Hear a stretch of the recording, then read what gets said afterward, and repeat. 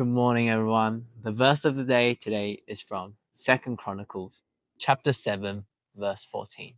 And it says, "Then if my people who are called by my name will humble themselves and pray and seek my face and turn from their wicked ways, I will hear from heaven and will forgive their sins and restore their land." This verse from 2 Chronicles was written around 957 BC. And it was after King Solomon spent years of planning and building and finally dedicated to building the temple that his father David had longed for. He prepared all the ingredients, all the materials to build. And God made himself known after building the temple by sending fire down from heaven and filling the temple with his presence. Then the Lord appeared to Solomon at night and explained how he'd heard his prayers and chosen his temple, reminding Solomon how the Israelites should respond when they encounter hard things. And that's where this verse came from. Although this message was given to specific people at a specific time in history, but it can still be applied in our lives today. Humbling ourselves and turning towards God and seeking his face is something we need to do every single day. To humble ourselves isn't actually to think down on ourselves, but is to think less about us and more about God.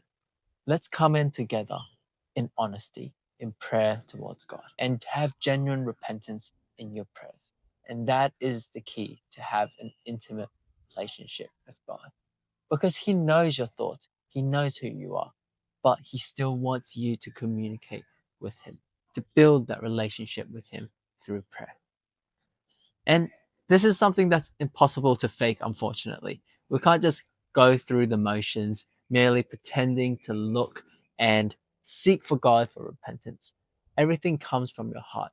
How desperate are you? How much do you want to seek God? God sees it all.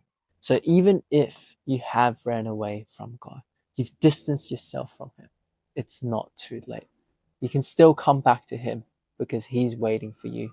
He's wanting to love you and he's wanting you to speak to him so he can speak to you. Let us pray. Dear Heavenly Father, Lord, thank you for a blessed and beautiful day that we can come before you in worship and in prayer.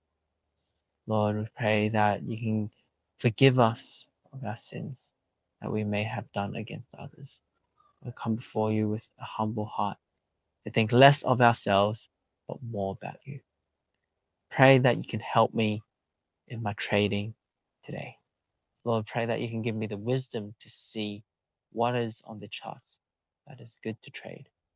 And Lord, may you give me my daily bread that no matter who I meet today or talk to, every encounter, that I can continue to be a salt and light of those around me. Lord, I thank you. Pray this in Jesus' name. Amen. All right, let's go in and have a bit of an update on the charts, everyone. All right, we are back, ladies and gentlemen. And from last Friday, we are currently back at around minus 5,000 in profit. So that's around minus 2.5%. So hopefully we can stay consistent in trading.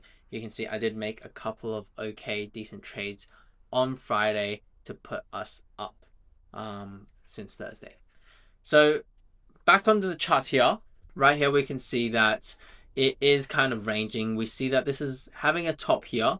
So it most likely on the euro, it will drop down and fill this space up from this massive trend up. So I am looking to have some shorts. Now, I'm not quite sure if I want to trade this yet, just because this move here to here is what, 9%, not the biggest trade, but it does seem like if this is broken down, look at this respected the trend line. So this could actually be a pretty decent trade where I pull it like this, get that by 1, by 2, by 3. And even if it does get up, we'll see if this respects the trend line. If it draws out here, by 2, draws out here, by 3, and hopefully we can get a bit of choppy move down. So I might take this trade today and we'll see how that goes. Other than that, we have the British pound, pretty similar, but I don't like how this is breaking higher highs, higher highs, higher highs, whereas the euro has basically been doing lower lows, lower highs, lower highs, lower highs, lower highs.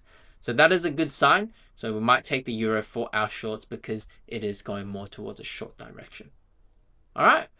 I didn't go fishing today because the weather wasn't the greatest. I am going Wednesday, but we'll see how that goes. I'm really excited for that. And I'll keep you guys updated tomorrow. See you then. Bye.